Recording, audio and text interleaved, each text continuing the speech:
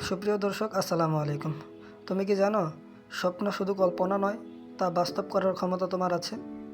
প্রতিটি মানুষের ভেতরে একটা অদৃশ্য শক্তি থাকে, সেই শক্তি যা কখনো ভেঙে পড়ে না।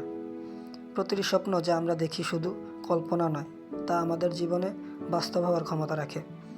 স্বপ্ন দেখে মানুষ, আর আমরা বিশ্বাস করি স্বপ্নই আমাদের ভবিষ্যৎ তৈরি করবে।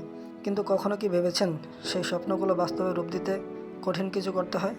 না, আসলে তা নয়। সব কিছু শুরু হয় একটি ছোট্ট পদক্ষেপ দিয়ে ও একটা দৃঢ় ইচ্ছাশক্তি দিয়ে।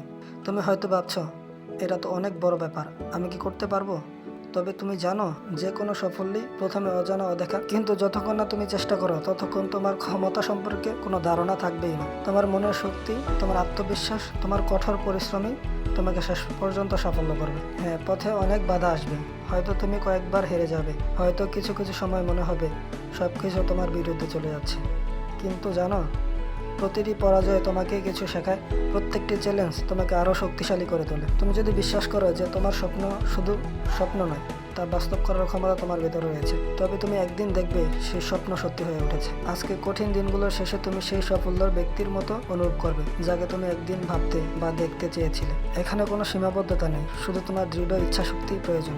একটি নতুন দিনের সূচনা করতে শুধুমাত্র তোমার মনোবল এবং কাজের প্রতি ভালোবাসা প্রয়োজন। তুমি যদি একদিন থেমে যেতে চাও, মনে রেখো, আরেকটা শুরুর সময় হতে পারে।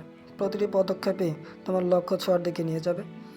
এমনও একদিন আসবে যখন তুমি সেই স্বপ্নগুলোকে দেখে বলবে, এটা আমার অর্জন, এটা আমি করেছি। তুমি কিছুই হারাবে না। যদি তুমি চেষ্টা না করো, তাহলে কিছুই অর্জন হবে না। তুমি জানো, শুধু কল্পনাই নয়, তোমার কাছে সত্য হওয়ার শক্তি রয়েছে। সেই শক্তিকে ব্যবহার করো, সেই শক্তিকে ব্যবহার করে তুমি তোমার স্বপ্নকে বাস্তবে রূপ দিতে পারবে। তোমার স্বপ্ন শুধু স্বপ্নই নয়, তা বাস্তব করার ক্ষমতা তোমার আছে। তাই কখনো থেমো না, এগিয়ে চলো, তোমার স্বপ্ন বাস্তব হবে।